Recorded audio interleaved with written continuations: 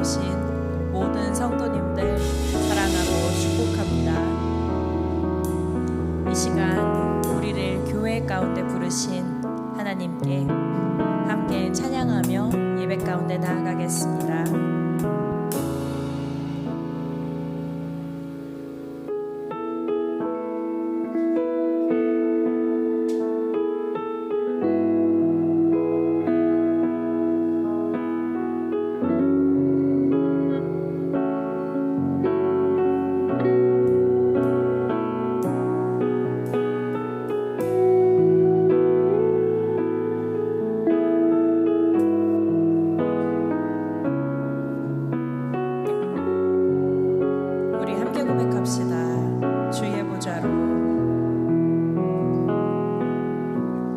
주의 보좌로 나아갈 때에 어떻게 나가야 할까?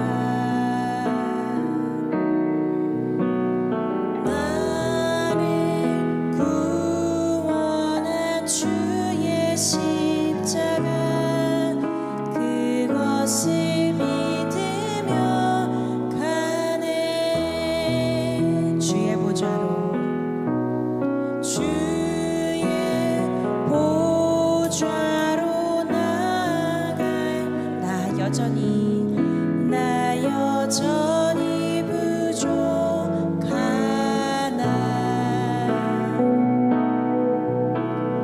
나를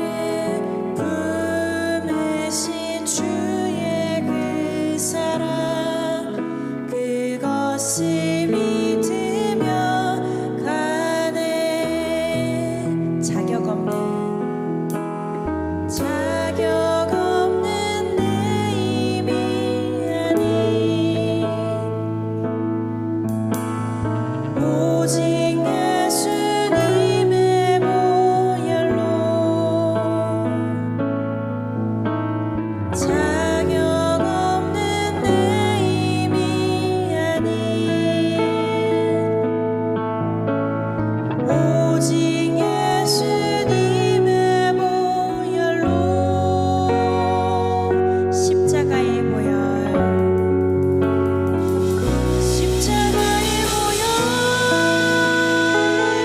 완전하신 사랑 힘입어 나아갑니다.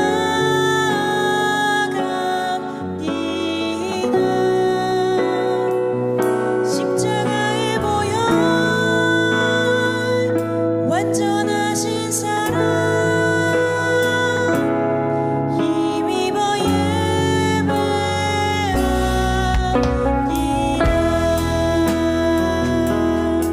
우리 다시 한번 고백합시다. 주의 보좌로 나아갈 때에 어떻게 나가야 할까? 나를 구원한 주의 십자가 그것을 믿으며 가네. 주의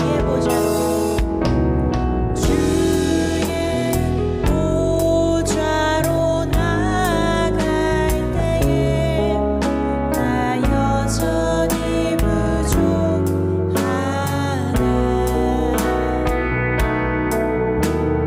나를 품으신 주의 그 사랑 그것을 믿으며 가네.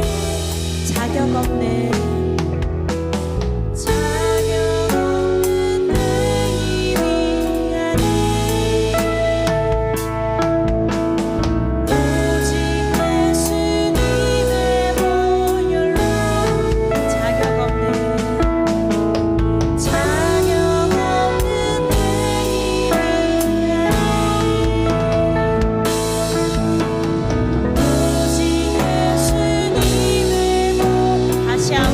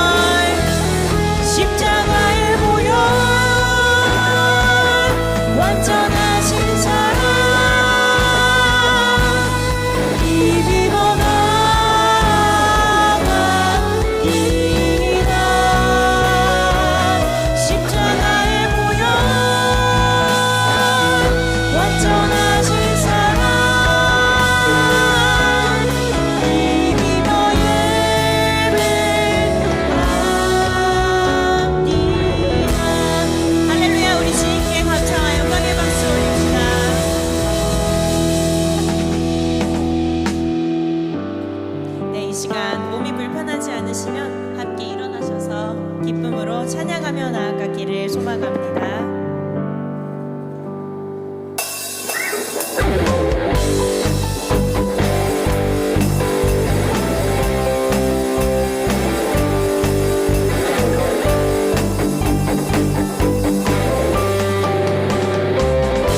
함께 고백합시다. 주 예수, 주 예수 내 맘에 들어와 계시는 변하여 새 사람 되고 내가 늘 바라던 참빛을 찾을 뿐 주 예수 내 맘. 다시 한번 주 예수, 주 예수 내 맘에 들어와 계시는 변하여 새 사람 되고 내가 늘 바라던 참빛을 찾을 뿐 주 예수 내 맘에 오신 주 예수 내 맘에 오신 주 예수 내 맘에 오신 물 믿는 내 맘에 기쁨이 넘치는 주 예수. 우리 이절로 고백합시다. 주 예수 내 맘에 들어와 계시는 완벽된 행실을 끊고 머리털보다도 더 많던 내 죄가 눈보다 더 이어졌네. 주 예수 내 맘에 오신 주 예수 내 맘에 오신 물 믿는 내 맘에 기쁨이 넘치는 주 예수. 내 맘의 소망을 내 맘의 소망을 든든히 가지는 주 예수 내 맘에 오신 의심의 구름이 사라져버린 뿐 주 예수 내 맘에 오신 주 예수 내 맘에 오신 주 예수 내 맘에 오신 물 믿는 내 맘에 기쁨이 넘치는 주 예수. 우리 사절로 고백합시다.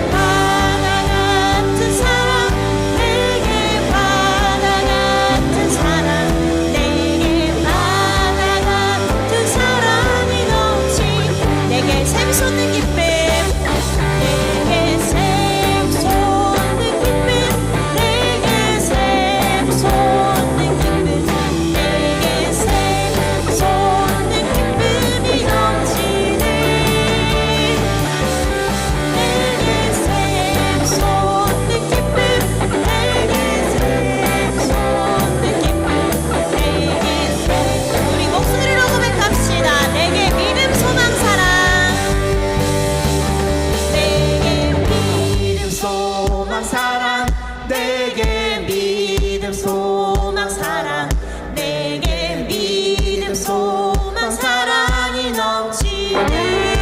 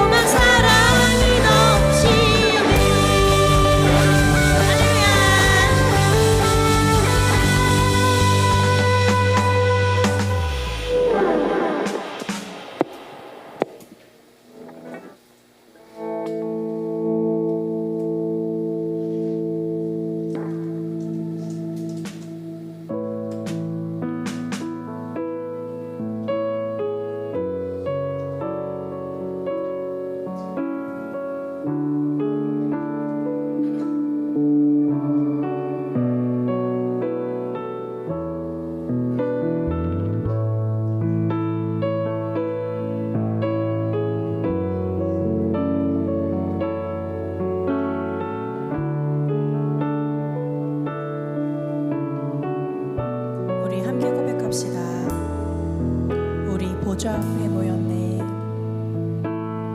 우리 보좌 앞에 모였네. 함께 주를 찬양하며 하나님의 사랑 그 아들 주셨네. 그의 피로 우린 구원받았네.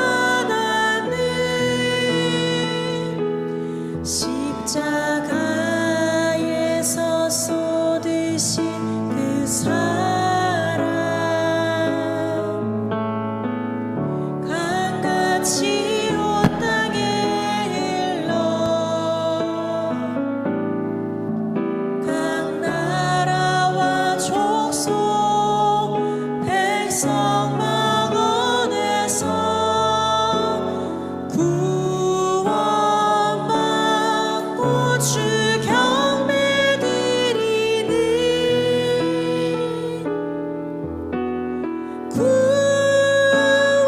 구원하심이 보좌에 앉으신 우리 하나님과 어린 양께 있도다.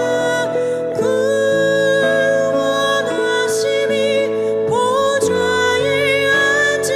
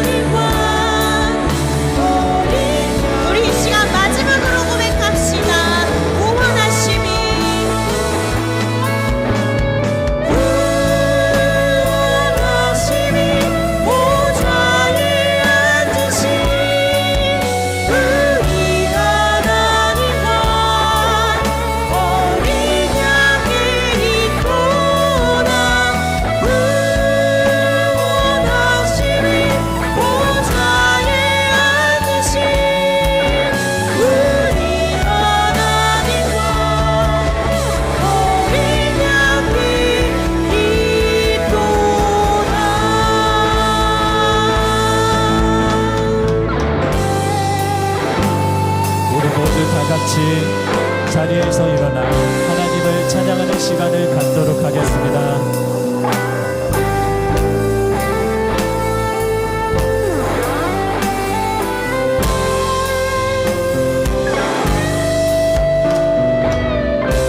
주님의 성령, 주님의 성령,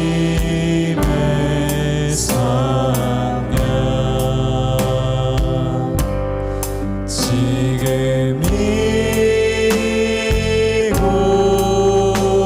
이곳에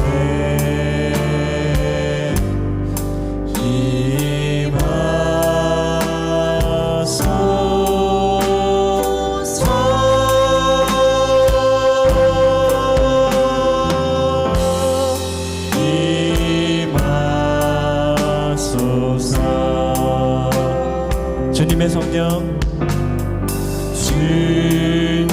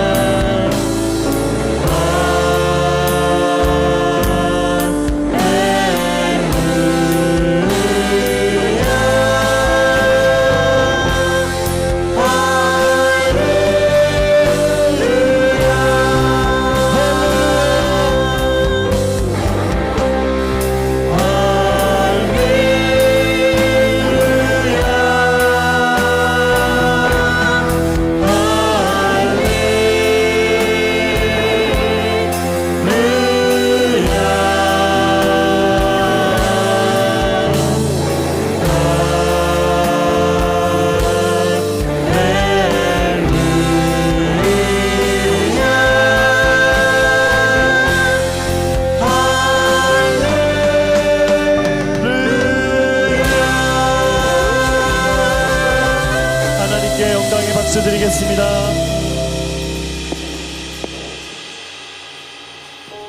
(2025년 6월 8일) 교회 소식입니다. 첫 번째 소식입니다. 한 영혼을 하나님께로 인도하기 위한 귀한 발길, 노방전도의 자리에 성도님들을 초청합니다. 매주 토요일과 주일 오후에 교회에서 기도 후 진행되오니 성도님들의 많은 관심과 참석을 부탁드립니다. 문의사항 있으신 분들은 권세진 선교부장에게 해주시기 바랍니다. 두 번째 소식입니다. 하반기 전교인 워크숍이 6월 29일 주일 오후 2시 본당에서 진행됩니다. 입교인 이상이신 성도님들께서는 참석하여 주시기 바랍니다.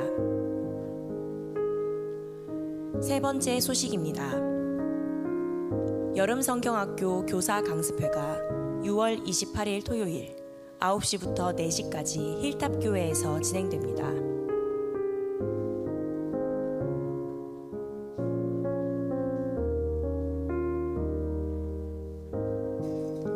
참석 대상은 교육부 교역자 및 교사입니다.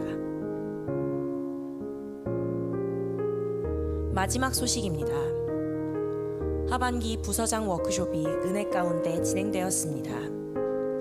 함께 기도해 주시고 후원해 주신 모든 성도님들께 진심으로 감사드립니다. 자세한 교회 소식은 주보를 참고해 주세요. 이상으로 2025년 6월 8일 교회 소식을 마치겠습니다. 감사합니다.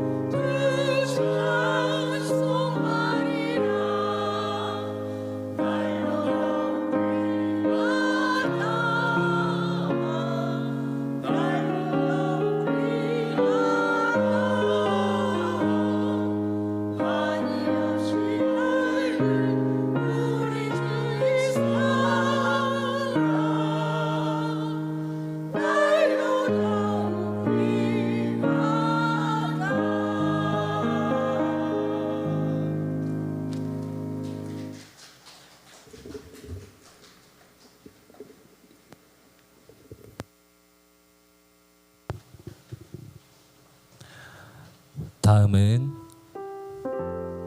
예수 그리스도께 감사하는 마음으로 하나님께 귀한 예물을 드리는 시간을 갖도록 하겠습니다.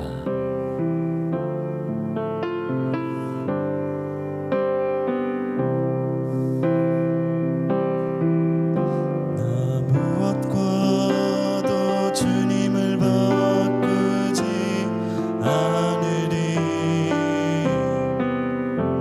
다른 어떤 은혜 구하지 않으리. 오직 주님만이 내 삶의 도움이시니 주의 얼굴 보기 원합니다. 주님 사랑해요.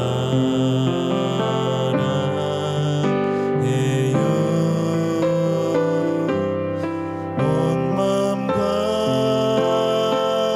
정성 다해 하나님의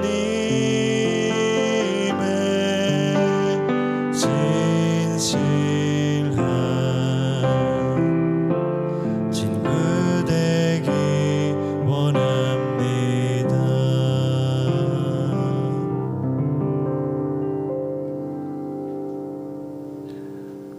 오늘 우리에게 주신 하나님의 말씀은 사도행전 2장입니다. 사도행전 2장 42절로 47절 말씀입니다. 사도행전 2장 42절로 47절 말씀입니다. 함께 교독하실 텐데요. 제가 먼저 읽도록 하겠습니다. 그들이 사도의 가르침을 받아 서로 교제하고 떡을 떼며 오로지 기도하기를 힘쓰니라. 사람마다 두려워하는데 사도들로 말미암아 기사와 표적이 많이 나타나니 믿는 사람이 다 함께 있어 모든 물건을 서로 통용하고 또 재산과 소유를 팔아 각 사람의 필요를 따라 나눠주며 날마다 마음을 같이하여 성전에 모이기를 힘쓰고 집에서 떡을 떼며 기쁨과 순전한 마음으로 음식을 먹고 하나님을 찬미하며 또 온 백성에게 칭송을 받으니 주께서 구원받은 사람을 날마다 더하게 하시니라. 아멘. 오늘 저에게 주신 말씀은 성령이 이끄시는 교회는 이라는 주제로 담임 목사님께서 설교해 주실 텐데요. 성도님 모두가 은혜 받는 자리가 되길 간절히 소망합니다.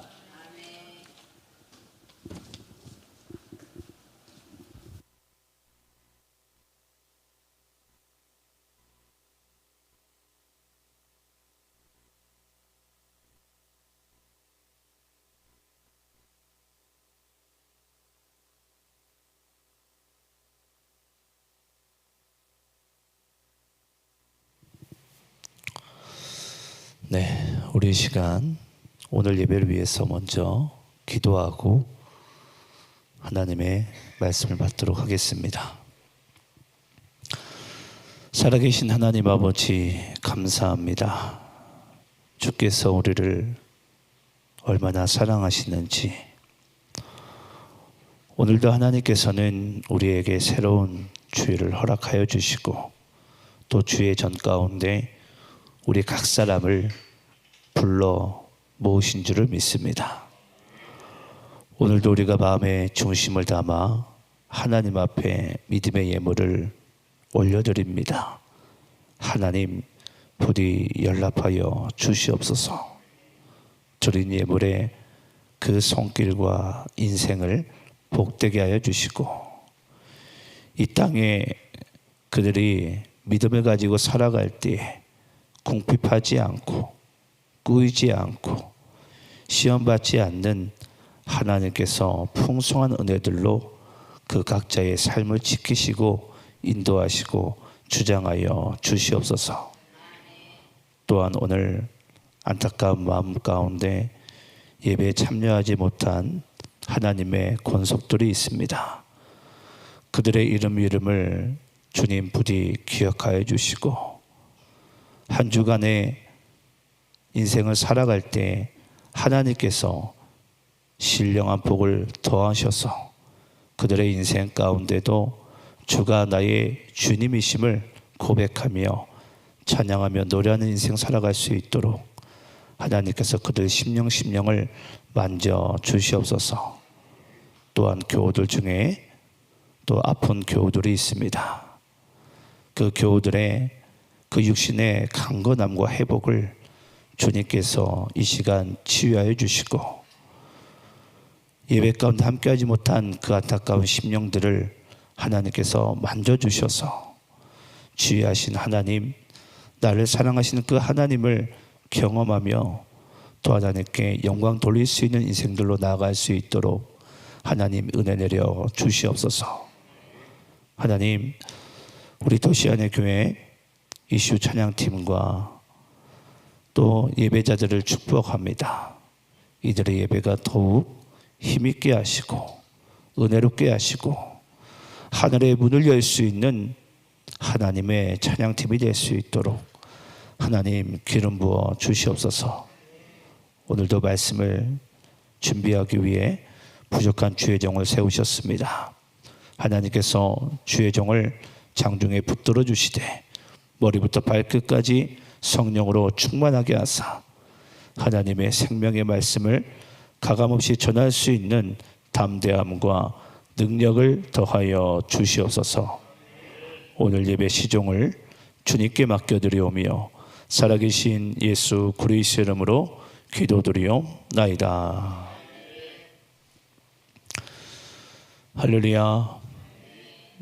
오늘도 주의 전에 오신 여러분들을 사랑하고 축복합니다. 자, 오늘 우리가 함께 받으실 말씀은 성령이 이끄시는 교회는, 우리 사도행전 2장 42절로 47절입니다. 먼저 질문으로서 오늘 예배를 들어가길 원합니다. 여러분, 세상에 완전한 교회가 존재할까요? 아무런 문제가 없고 완전하고 완벽한 교회는 아마 존재할 수가 없을 것 같습니다. 근데 제가 지난주에 여러분들에게 드렸던 말씀이 기억나시는지 모르겠어요. 우리 한번 같이 따라해 보겠습니다. 온전함 안에, 그리스도 안에 완전함이 있습니다. 여러분, 우리는 하나님 앞에 나아감에 있어서 언제나 우리는 부족하고 문제가 많고, 또 문제가 많은 사람끼리, 부족하고 연약한 사람들끼리 모이다 보니까 이 교회가 완전할 수가 없는 거예요. 하지만 우리가 부족하고 연약할지라도 우리가 그 온전함 안에, 그리스도 안에 머물게 될 때에 교회가 비로소 완전해지는 줄을 믿습니다. 여러분, 혹시 여러분들은 우리 교회가 어떤 교회가 되기를 원하십니까? 어떤 교회가 되길 원하시죠? 저는 우리 교회가 아름다웠으면 좋겠어요. 여러분, 우리나라 말 중에 이 아름답다라는 이 단어가 저는 전 세계 유일하다라고 생각하는데, 여러분, 이 아름답다라는 단어는 단지 뭐 좋다, 이쁘다 이런 단어하고는 좀 다릅니다. 저는 오늘 우리가 보는 이 사도행전 2장 말씀에는요, 이 아름다운 교회가 등장해요. 아름다운 교회가. 근데 참 놀라운 것은 이 초대교회 가운데 그 사람들은 서로 뭐 친하거나 또는 뭐 나와 맞는 사람들이 모였거나 그런 무리들이 아니거든요. 그런데 그 초대교회가 그렇게 아름다웠어요.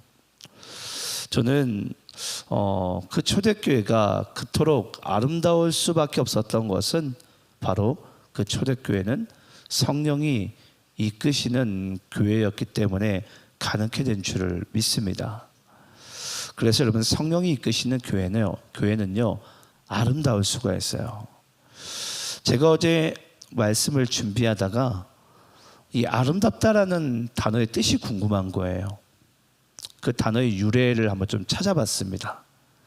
여러분, 이 아름답다라는 것은 아시겠지만 이 아름이라는 단어는, 이 단어가 무슨 유래를 가지고 있냐면 크다, 넓다, 길다라는 뜻을 가지고 있습니다.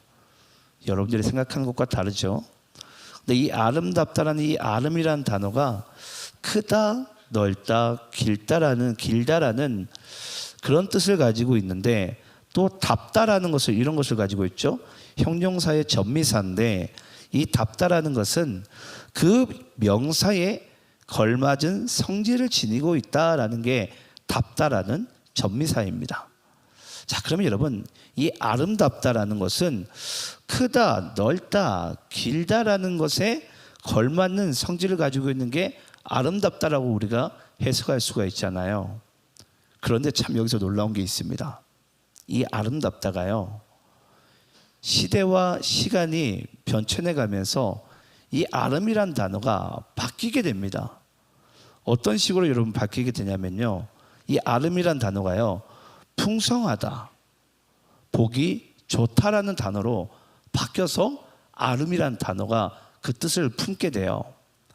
그래서 여러분들이 국어 사전을 찾게 되면요, 이 아름답다라는 것은 풍성해 보인다 또는 보기 좋아 보인다라는 단어로 아마 여러분들이 검색이 될 것입니다. 근데 원래 아름이란 뜻이 뭐였다고요? 크다, 넓다, 길다. 자, 여러분께 질문을 해볼까요? 여러분들은 우리 교회가 아름답길 원하십니까? 혹시 여러분들은 우리 교회가 크고 넓고 길기를 원하십니까? 아니면 풍성해 보이고 보기 좋은 교회로 아름답기를 원하십니까? 저는 택하라면 후자를 택하겠어요. 그게 진정 주님이 보시기에 아름다운 교회 아닐까요? 그래서 오늘 그 성령께서 이끄시는 교회는 아름다운 교회가 될 수 있는데, 그 아름다운 교회의 모습은 어떠한지를 우리가 본문 말씀을 통해서 함께 발견할 수 있는 그런 시간 되기를 소망합니다.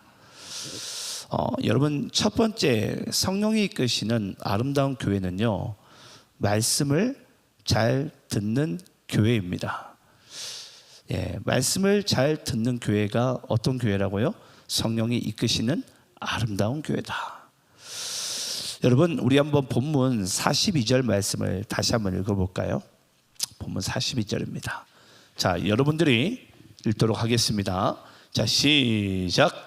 그들이 사도의 가르침을 받아 서로 교제하고 떡을 떼며 오로지 기도하기를 힘쓰니라. 자, 여러분, 이 사도행전의 초대교회, 이 아름다운 교회를 보니까 그 시작이 이와 같습니다. 그들이 사도의 가르침을 받아. 여러분, 성령이 이끄시는 아름다운 교회는요, 바로 하나님의 말씀을 잘 듣는 교회예요. 하나님의 말씀을 잘 듣는 교회. 여러분, 우리나라에도 뭐 아름다운 기준을 제가 말씀드렸지만 크고 넓고 긴 교회도 많겠죠. 근데 제가 추구하는 도시 안의 교회의 아름다움은 풍성해 보이고, 여러분, 풍성함은요, 아시죠? 내가 많이 가진 게 풍성함이 아니에요. 나의 것을 많이 나눠줄 수 있고 서로 섬길 수 있는 것이 풍성해 보이는 거거든요. 그리고 보기 좋은 교회, 예, 서로 감싸주고 애워싸고 포용하고, 예, 용납해주는, 그게 바로 여러분 아름다운 교회예요. 그런데 우리나라에도 많은 교회들이 있지만, 첫 번째, 이 말씀을 잘 듣는 교회가 과연 몇이나 있을까라는 물음표를 그리게 되더라고요.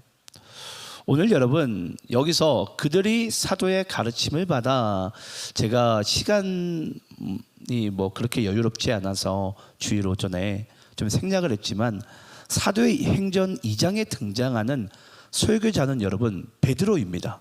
베드로. 근데 그들이 사도의 가르침을 받아, 그들이라는 것은 예루살렘에 모여 있는 뭐 본토 유대인도 있을 것이고요, 또는 뭐 여러 계층의 사람들이 있어요. 이제 바로 그런 사람들이 수도에 모여 있는 사람들이 바로 그들입니다. 근데 여러분 여기서 그들이 사도의 가르침을 받아 하나님의 말씀을 가르침을 받는 거예요. 근데 여러분 이 설교자가 베드로인데 베드로는 어떤 사람이냐면 저기 갈릴리에 있는 한마디로 촌놈이에요. 촌놈. 이런 촌놈이 없어요. 쉽게 이야기하면 여러분 보통 우리 서울 사람들이 그러잖아요. 제가 어렸을 때 그랬어요. 어렸을 때 제가 초등학교 6학년 때 이 수학여행 가잖아요. 그때 당시에는 이 에버랜드가 자연농원이었거든요. 나이가 40 넘으면 아마 이해가 될 거예요. 그 자연농원에 제가 딱 놀러 가게 되면요, 이제 막 이제 샬라샬라하면서 이제 사투리 쓰니까 거제도 사투리를 너 어디서 왔냐 그러면은 저 거제도요. 이제 그때 당시 그랬어요. 그럼 사람들이 거제도가 어디야 도대체? 그랬거든요. 그러니까 여러분 예루살렘에 모여 있는 사람들의 입장에서는 갈릴리? 아니 갈릴리가 어디야 도대체? 그런 지역에 있는 사람이 여러분 베드로 촌놈. 그 베드로가 지금 뭐 하고 있다고요? 예루살렘 그 수도에 있는 그 지식인들에게 이 하나님의 말씀을 전하고 있는 거예요. 근데 여러분 그 촌놈이 뭐 하나님을 알면 얼마나 알고 예루살렘에 모여 있는 그 사람들보다 성경에 대해서 예배에 대해서 뭐 더 잘 알겠습니까? 근데 그런 베드로가요 보니까 예루살렘에 모여 있는 사람들에게 지금 하나님의 말씀을 가르치고 있는 거예요. 설교하고 있는 거예요. 별로 놀라지 않으신데 당시 그들의 입장에서는 아유 제가 뭐 말해봐야 뭐 별거 있겠어? 그런 마음 가운데 받는 거죠. 여러분 제가 한번 질문해 볼까요? 한번 잘 신중하게 답해 주시기 바라요. 여러분 말하는 사람이 중요한가요? 전하는 말의 내용이 중요한가요? 정말 내용이 중요하십니까? 여러분들은 진짜 그렇게 인생을 살아가고 계세요? 정답은 내용이라고 얘기하잖아요. 근데 우리는 생각보다 내가 말하는 사람을 더 중요하게 생각합니다. 내가 만약에 미워하는 사람이나 관심 없는 사람이나 내가 보기에 전혀 아닌 사람은요, 그 사람이 어떤 말을 하는지 별로 듣고 싶지도 않아요. 아니 이미 길을 닫았어요. 지금 예루살렘에 모여있는 사람들이 그럴 수 있어요. 아니 제가 갈릴리 촌놈 걔 뭐 이야기를 뭐 하겠어? 그런 마음 가운데 아마 그들의 마음 아마 그 설교 말씀을 시작했는지도 몰라요. 근데 점점 그 베드로가 전하는 그 내용 가운데 뭔가 알지 못한 기운이 몰려오기 시작합니다. 점점 그 말 가운데 이상하다. 뭔가 그들의 심령의 만져짐이 점점 느껴지기 시작한 거예요. 여러분 잘 생각해 보시기 바라요. 이 베드로가 한번 설교한 내용을 일단 우리 조금만 좀 읽어볼까요? 우리 사도행전 2장 36절 41절까지 한번 교독하면서 읽겠습니다. 시간이 없어서 그냥 읽겠습니다. 자, 사도행전 2장 36절부터 41절입니다. 전체는 못 읽어도 조금만 읽어볼게요. 자, 교독하면서 읽겠습니다. 그런즉 이스라엘 온 집은 확실히 알지니 너희가 십자가에 못 박은 이 예수를 하나님이 주와 그리스도가 되게 하셨느니라 하니라. 그들이 이 말을 듣고 마음에 찔려 베드로와 다른 사도들에게 물어 이르되 형제들아 우리가 어찌할꼬 하거늘 베드로가 이르되 너희가 회개하여 각각 예수 그리스도의 이름으로 세례를 받고 죄 사함을 받으라. 그리하면 성령의 선물을 받으리니 이 약속은 너희와 너희 자녀와 모든 면대 사람 곧 주 우리 하나님이 얼마든지 부르시는 자들에게 하신 것이라 하고 또 여러 말로 확증하며 권하여 이르되 너희가 이 패역한 세대에서 구원을 받으라 하니 그 말을 받은 사람들은 세례를 받음에 이 날에 신도의 수가 3,000이나 더하더라. 자 여러분 처음에 이 시골 갈릴리 촌놈이 베드로가 설교를 시작했을 때는요 사람들의 반응이 그랬을 거예요. 뭔 얘기하나 하던가 말던가 쉽게 이야기하자면 그냥 길 가다가 들은 사람도 있었을 것이고요. 처음에는 그냥 몇 사람 모여가지고 그냥 들었을까요? 그냥 그 정도 수준이었을 것 같아요. 그런데 여러분 하나님의 성경 말씀은요 제가 좀 전에도 말씀드렸지만 그 전하는 사람 그 전하는 내용이 있어요. 우리는 내용이 중요하다라고 다들 익히 알고는 있습니다. 근데 사람들이, 대부분의 사람들은 뭘 본다고요? 자꾸 전하는 그 사람을 보려고 하는 거예요. 여러분, 만약에 여기 오늘 주일 예배 가운데 이상철 목사가 아니라 하나님이 여러분들에게 말한다면 여러분들의 말씀을 듣는 경청하는 자세가 다를까요? 다를까요? 다르죠. 예. 다르지 않을까요, 여러분? 예. 지금과 같지는 않겠죠. 하나님께서 전하신다면. 그만큼 여러분, 사람들은요, 전하는 사람, 대상에 우리는 보통 의존하는 경우가 너무나도 많다라는 것입니다. 그런데 여러분, 오늘 이 베드로가 전한 설교는요, 잘 보시기 바라요. 디모데후서 3장 16절 말씀 읽어볼까요? 자, 디모데후서 3장 16절. 자, 이게 바로 말씀입니다. 자, 함께 있습니다. 시작. 모든 성경은 하나님의 감동으로 된 것으로 교훈과 책망과 바르게 함과 의로 교육하기에 유익하니. 자, 모든 성경은 하나님의 말씀을 우리가 경청해야 되는 이유가 뭐냐면요, 이 모든 성경은 보니까 교훈과 책망과 바르게 함과 의로 교육하기에 유익하다. 여러분, 이 교훈이란 단어의 뜻은요, 우리가 어떻게 나아갈지에 대한 부분을 말씀하는 것이고, 책망이라는 것은 내가 만약에 곁길로 내가 지금 치우쳤다라면 어떻게 다시 바른 길로 되돌아올지에 대한 말씀을 전하는 것이 바로 책망입니다. 그래서 하나님의 말씀은 우리가 어떻게 살아갈지 바르게 인도해 주시고, 혹여 우리가 곁길로 넘어졌을지라도 다시 우리가 바르게 어떻게 돌아올지에 대한 말씀을 하나님께서는 그 말씀을 통해서 우리에게 하신다라는 것입니다. 그게 바로 성경이에요. 하나님, 이 새로운 한 주간에 내가 어떻게 살아가야 되겠습니까? 하나님, 내가 한 주간에 잘못된 인생을 살아왔던 것 같은데 내가 어떻게 다시 돌아와야 되겠습니까? 그게 바로 여러분 성경이에요. 네. 또 우리 한번 로마서 1장 17절 말씀 읽어볼까요? 자, 우리 함께 한번 읽어봅니다. 자, 시작. 복음에는 하나님의 의가 나타나서 믿음으로 믿음에 이르게 하나니 기록된 바 오직 의인은 믿음으로 말미암아 살리라 함과 같으니라. 자, 우리 한번 따라해서 해보겠습니다. 복음에는 하나님의 의가 나타나서 믿음으로 믿음에 이르게 하나니. 여러분, 여기서 시골 촌놈 베드로가 중요한 게 아니고요, 복음에는 뭐가 나타난다고요? 하나님의 의가 나타난대요. 그 하나님의 의가 그 죄로 잠자는 그 영혼들을 깨우사 믿음으로 믿음에 이르게 하시는 거예요. 그게 뭐라고요? 복음이라고요. 복음. 우리가 오늘 이 주일에 함께 듣는 복음의 능력입니다. 그 잠자는 영혼을 하나님께서 복음으로써 반드시 우리를 일깨워 주신다는 거예요. 뭐 하도록? 믿음으로 믿음에 이르도록. 예. 여러분, 오늘 이 사도 베드로가요, 그 예루살렘에 모여있는 자들에게 전한 설교는 여러분들 시간 나시면 사도행전 2장 말씀을 전한 설교 내용을 쭉 읽어보세요. 거기에 뭐 예를 들어서 뭐 유머 포인트가 있다든지 뭐 훌륭한 예화가 있다든지 또는 뭐 센세이션한 그런 지식이 있다든지 그런 게 전혀 없습니다.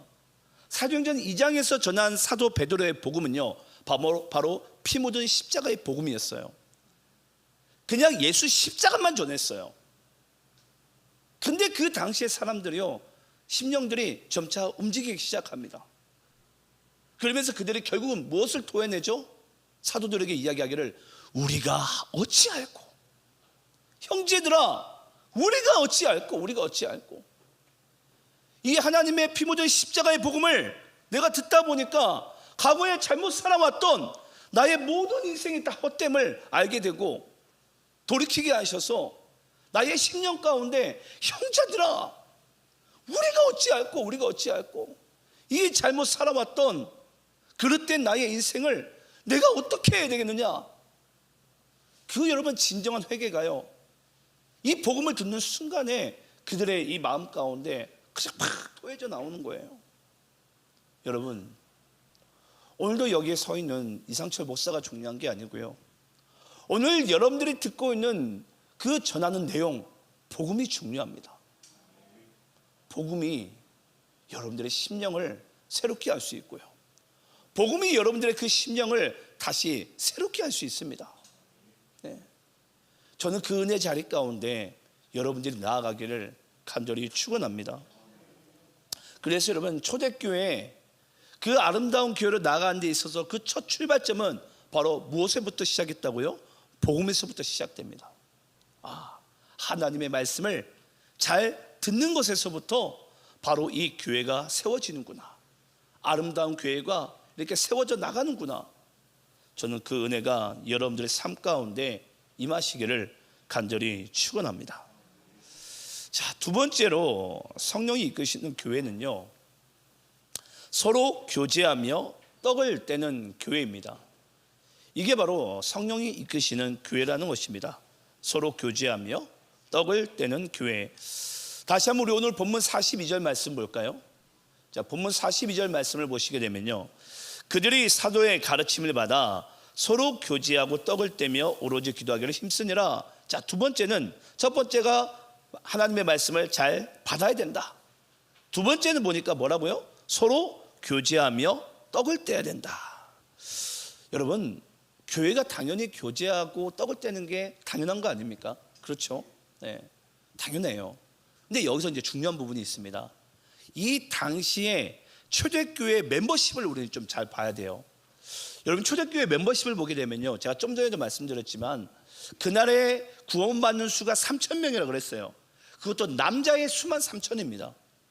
그럼 초대교회 수가 어마무시하게 많았겠죠. 근데 여러분, 그 모인 사람들의 이제 구성원들을 보게 되면 거기에 뭐 본토 유대인이든 이방인이든 또는 뭐 돈이 많은 자든 적은 자든 또는 뭐 지식층이든 좀 덜 못 배운 사람들이든 여러 각 계층이 있는 거예요. 근데 그런 사람들이 여러분 여기서 뭐 했다고요? 서로 교제하며 떡을 뗐다라는 거예요. 여러분 한번 생각을 해보세요. 내가 정말 미천한 존재인데 막 대통령이나 이런 분들이 지금 나오고 지금 떡을 떼고 있는 거예요. 교제를 하고 있는 거예요. 여러분 어떤 마음이 들겠습니까?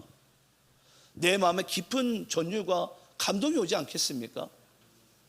근데 여러분, 그게 왜 가능케 된 거죠? 어떻게 해서? 바로 성령의 이끄심을 받았기 때문이에요. 저는 우리 도시안의 교회 멤버십을 가만히 우리가 들여다보면요, 보니까 뭐 제가 한 사람 한 사람 불러 모은 사람들이 아니에요.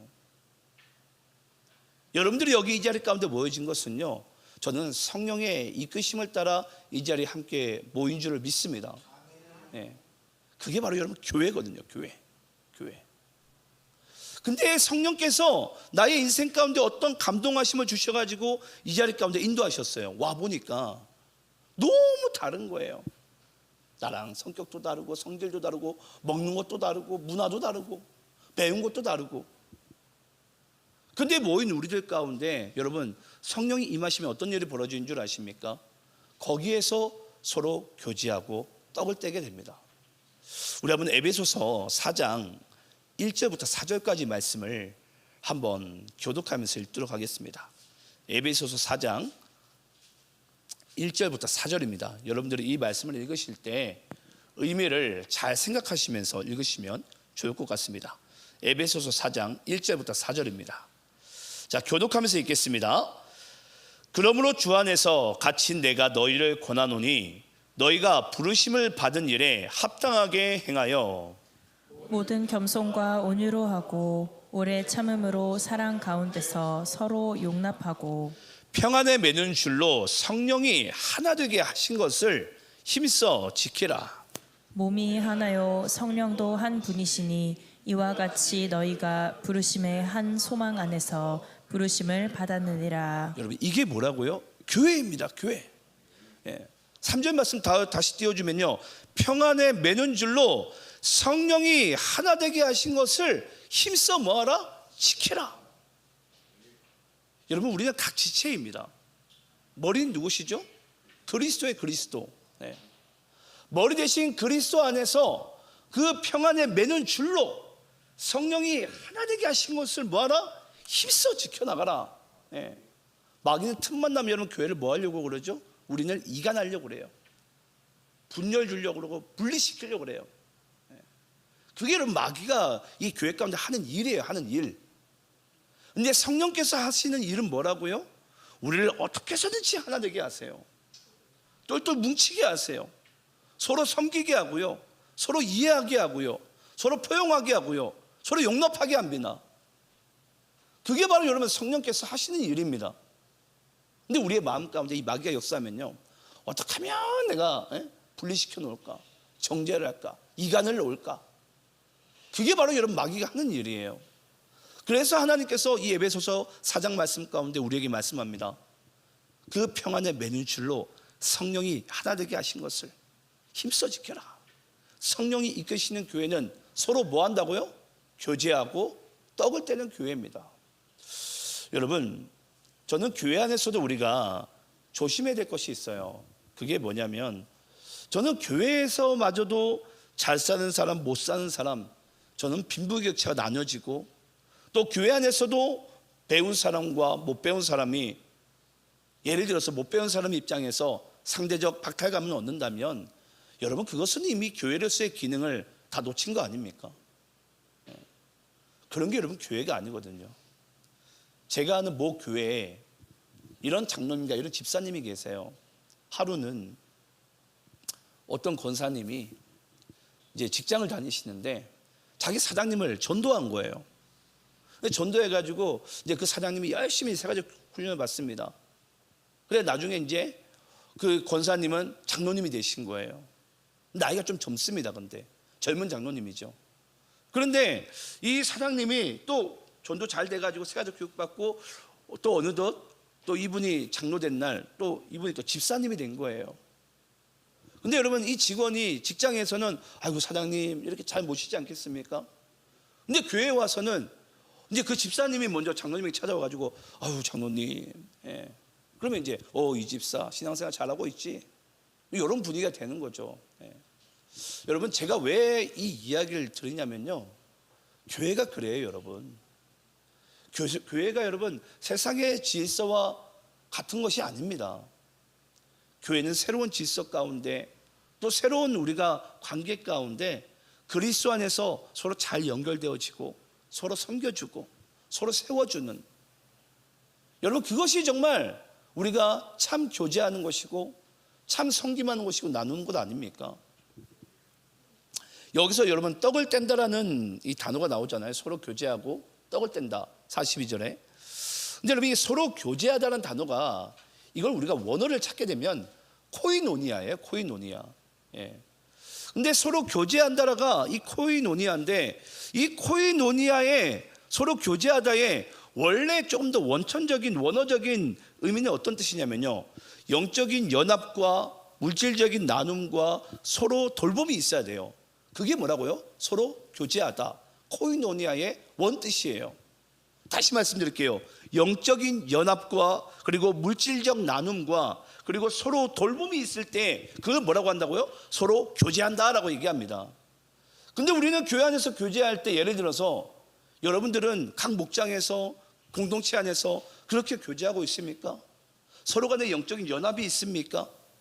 그리고 여러분들 가운데 서로 간에 물질의 나눔이 있습니까?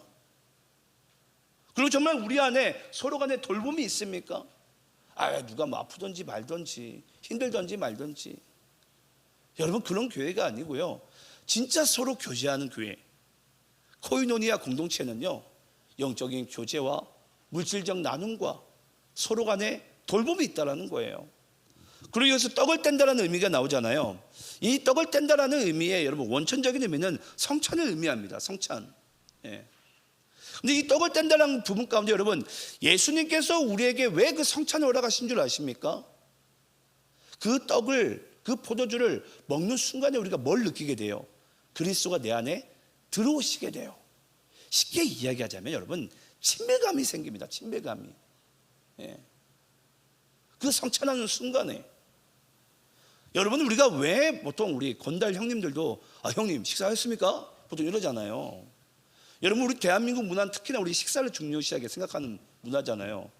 뭐니 해도 먹는 게 중요하잖아요, 여러분. 근데 여러분 교회에서 여러분 먹는 게 그렇게 중요해요. 함께 떡을 떼는 게 그렇게 중요해요.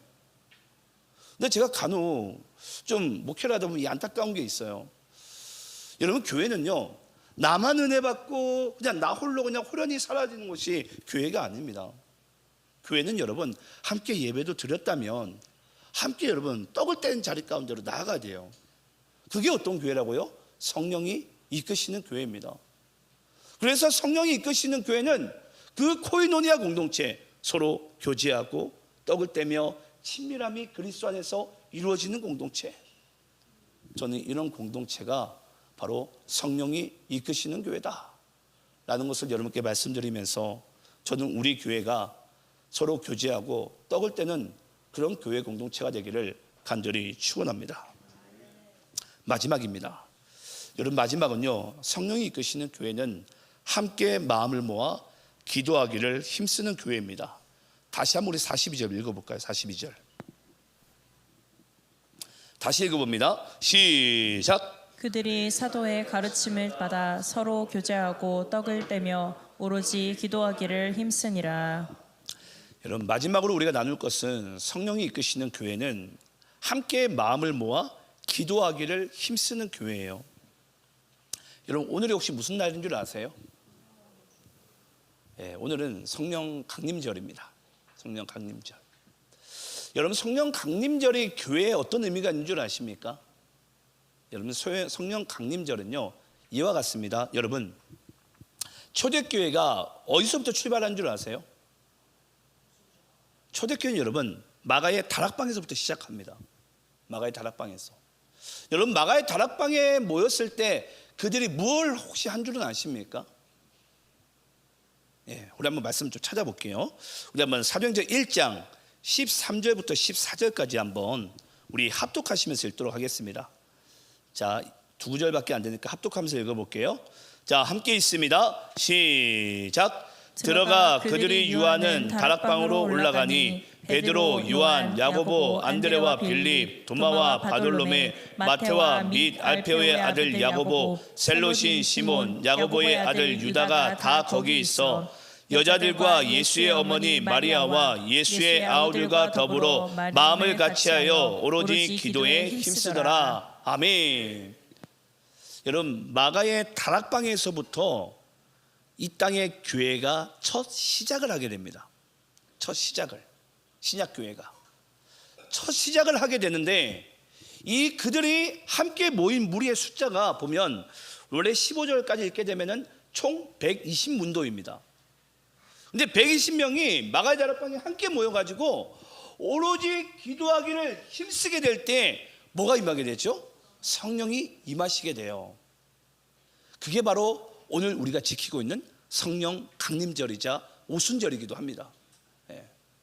그래서 여러분, 이 땅의 모든 교회의 원래 생일은요, 바로 오늘이에요. 오늘이 바로 이 땅의 모든 교회들의 생일이 됩니다. 생일. 그래서 여러분들 오늘 생일 잔치 가운데 모이신 거예요. 그 오순절 마가의 다락방에 성령이 충만하게 임하는 그날, 바로 오늘 그날, 이날 가운데 하나님께서는 이 초대교회 문을 여시면서 이 땅에 누가 구원받을지 모르겠지만 그 수많은 그 아브라함에게 보여주신 그 바다의 모래알과 같이 하늘의 별과 같이 네 자손이 이와 같이 되려는 그 말씀을 드디어 오순절 이 성령이 임한 그날 가운데 하나님께서 문을 여셨다라는 것입니다. 여러분, 놀랍지 않습니까? 그래서 여러분, 교회는요, 기도를 빼게 되면 여러분, 이건 교회라고 말할 수가 없어요. 교회는. 그런데 여기 마가의 다락방에 모인 자들이 뭐 했다고요? 오로지 함께 마음을 모아 기도하기를 힘쓰더라. 제가 보통 신방을 하다 보면 그런 이야기를 들어요. 목사님, 아니 제가 예를 들어서 뭐 집에서나 또는 뭐 기도원에서나 저 혼자 이렇게 좀 기도하면 안 될까요? 여러분, 기도는요, 물론 홀로 기도하는 것도 중요합니다. 해야 되고요, 반드시 해야 됩니다. 그런데 여러분, 오늘 여기서 등장한 이 기도라는 단어 있잖아요. 오로지 기도에 힘쓰더라. 그리고 오늘 본문에서 나온 42절에서도 오로지 기도하기를 힘쓰니라. 여러분 이 기도라는 단어가요, 원어를 보게 되면 복수로 되어져 있어요. 복수가 뭔지는 아시죠? 예. 한마디로 혼자 기도하라는 뜻이 아니라는 뜻입니다. 복수로 기도했다는 게 많은 사람들이. 그러니까 쉽게 이야기하자면 하나님께서는 물론 우리가 골방에서 그 하나님과 독대할 수 있는 그 기도도 우리 인생 가운데 중요하겠지만, 우리가 교회 모여서 합심하는 이 기도가 그만큼 중요함을 우리에게 말씀하고 있는 거예요. 우리 한번 마가복음 11장 17절 말씀 읽어볼까요? 자, 마가복음 11장 17절입니다. 자, 우리 함께 읽겠습니다. 시작. 이에 가르쳐 이르시되 기록된 바 내 집은 만민이 기도하는 집이라 칭함을 받으리라고 하지 아니하셨느냐. 너희는 강도의 소굴을 만들었도다 하시매. 자, 여러분, 하나님께서는 이 하나님의 전을 이사야서 말씀과 이 마가복음 11장 우리 복음서의 말씀에 이 말씀 다 등장합니다. 예. 근데 이 말씀에 보니까 내 집은, 하나님의 집은 어떤 집이라고요? 만민이 기도하는 집이라. 예. 함께 마음을 모아 기도하는 집이라는 거예요. 이 주의 성전이. 여러분들의 인생은 어떻습니까? 여러분들은 함께 마음을 모아 기도하고 있습니까? 아까 제가 좀 전에도 말씀드렸지만 홀로 기도하는 것, 하나님과 독대하는 기도의 시간 중요합니다. 반드시 해야 되고요. 하지만 우리가 정말 교회에서 함께 마음을 모아 기도하는 그 순간에 이 땅에 뭐가 태어났다고요? 교회가 태어났습니다. 뭐하는 순간에? 함께 마음을 모아 기도하는 순간에. 그래서 여러분, 이 땅에 교회가 정말 교회 역할을 감당하려면요, 함께 마음을 모아 기도해야 돼요. 도시 안의 교회가 진짜 이 처음에 태동한 그 시기부터 지금까지 온 것도 우리가 함께 마음을 모아 기도했기 때문에 이 교회가 여러분 이루어질 수 있는 것이지, 우리 홀로 기도 생활하면 여러분 그게 어떻게 교회가 세워지겠습니까? 그래서 기도하는 백성들이, 만민들이 주의 전에 계속해서 모여들어서 함께 마음을 모아 기도할 때 하나님께서 정말 이 교회가 교회답게 세워져 나가게 하신 줄을 믿습니다. 저는 그래서 기도를 여러분께 잠시 좀 소개하냐면요, 여러분 기도는 보통 우리가 개인 기도와 합심 기도가 있잖아요. 개인 기도는 여러분 그렇습니다. 다 그런 건 아니지만 개인 기도는 좀 더 주관적이고 또는 이기적인 기도가 되기 쉽습니다. 그만큼 탐욕에 빠지기 쉽다라는 거예요. 다 그런 건 아니겠지만 당연히 하나님과 건강한 그 성령의 관계 가운데 독대하게 되면 그런 기도를 안 빠지겠지만, 개인 기도의 단점은 주관적이기 쉬우니까 그만큼 탐욕과 이기심이 끼어들기가 쉬운 거예요. 그런데 여러분, 우리가 합심해서 기도하게 되면 이건 누굴 위한 거죠? 공익을 위한 거예요. 공동체를 위한 것. 그래서 여러분, 공동체를 위한 것은 한마디로 기도의 응답이 빠릅니다. 기도의 응답이 쉽게 되고. 왜냐? 이건 나의 정욕이 들어갈 수가 없는 거예요. 그래서 우리가 기도를 하실 때도, 물론 우리가 하나님 안에서 기도하실 때도 최대한 나의 주관적인 감정을 배제한 채 하나님의 뜻을 구하는 기도가 돼야 되겠지만, 또 우리가 기도하는 순간에 합심하는 기도를 함으로써 하나님께서 이 땅의 교회와 이 땅의 모든 영혼들을 위한 그 마음을 구하는 합심하는 기도가 우리의 인생 가운데도 매우 중요한 줄을 믿습니다. 그래서 여러분, 성령이 이끄시는 교회는 함께 마음을 모아 기도하는 교회입니다. 네. 이제 말씀을 정리하겠습니다. 오늘 세 가지를 함께 나눴는데요, 성령이 이끄시는 교회는 말씀을 잘 듣는 교회이고요, 또 성령이 이끄시는 교회는 서로 교제하고 떡을 떼는 공동체, 코이노니아라는 뜻을 여러분께 말씀을 드렸어요. 단지 우리가 뭐 앉아가지고 떡이나 먹고 뭐 농담이나 그런 게 아니고요, 정말 영적인 친밀감과 물질적인 나눔과 또 서로의 돌봄이 있는 것, 친밀감이 형성되는 것, 그것이 성령이 이끄시는 바로 서로 교제하고 떡을 떼는 공동체입니다. 마지막 성령이 이끄시는 교회는 뭐하는 교회라고요? 함께 마음을 모아 기도하는 교회입니다. 저는 성령 강림절, 이 땅의 모든 교회들의 생일을 맞이해서 여러분들이 오늘 이 말씀을 정말 심령 가득히 새김으로 말미암아 정말 하나님이 기뻐하시는 그런 교회들이 되시기를 간절히 축원합니다. 기도하겠습니다. 우리 함께 눈을 감고 하나님께 잠시 기도하는 시간을 가지겠습니다. 기도하실 때 이렇게 기도했으면 좋겠습니다. 하나님, 나는 그리고 우리는 성령이 이끄시는 교회로 살아가고 있습니까? 나는 하나님의 말씀을 잘 경청하고 또 마음의 돌이킴과 회복이 임하는 그런 교회입니까? 또 나는 서로 교제하며 떡을 떼는 교회입니까? 또 나는 함께 마음을 모아 기도하는 교회입니까? 이걸 우리가 주님 안에서 잠시 점검할 수 있는 시간 되기를 소망합니다. 기도합니다.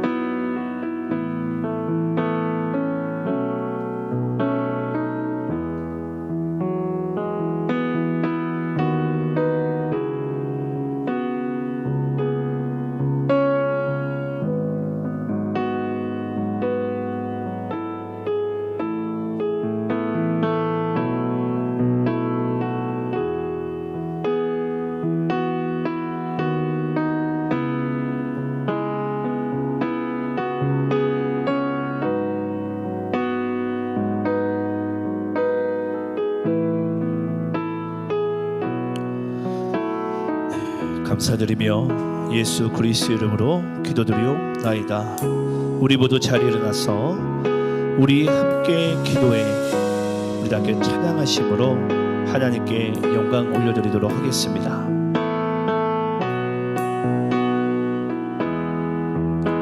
우리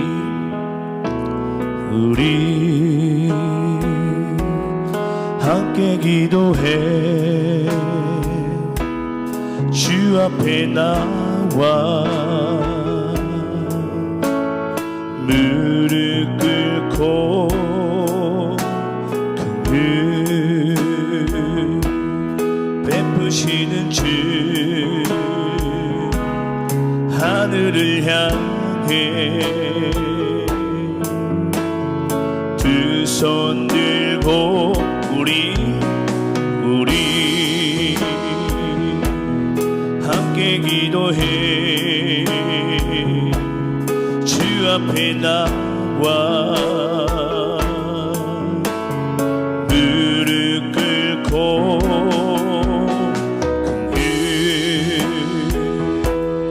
베푸시는 주 하늘을 향해 두 손 들고 하늘 문이 열리고 은혜의 비추기 이 땅 가는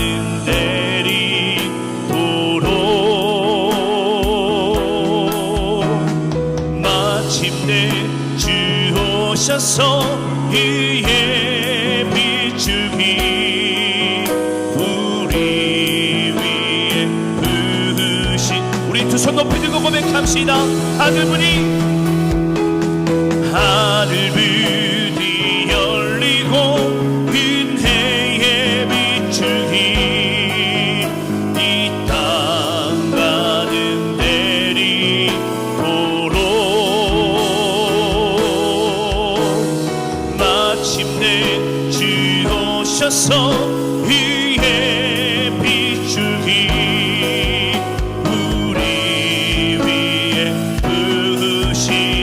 마지막으로 고백합니다. 하늘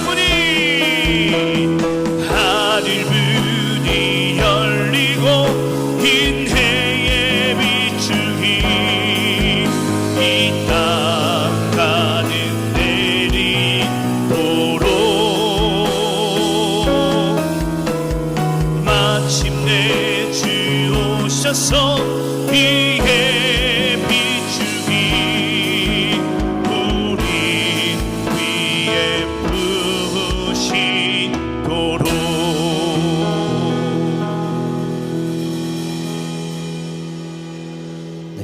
시간 서신체로 축도함으로 오늘 예배를 마치도록 하겠습니다. 이제는 우리 주 예수 그리스도의 한량없는 은혜와 하나님 아버지의 영원 무궁하신 사랑하심과 성령님의 감화 위로 보호교통 영원까지 우리를 위하시고 함께하시고 인도하시고 성령의 강권하심으로 이끄심이 오늘도 그 성령의 이끌림 가운데 이 땅에 하나님의 아름다운 교회로 살아가길 원하는 주님의 권속들 머리머리 위에 그들의 삶과 가정과 직장과 또 대전 둔산 땅과 이 나라 이 민족과 북녘에 있는 북한 땅과 온 열방에까지 이 성령의 임재와 충만함이 가득하기를 축원하옵나이다.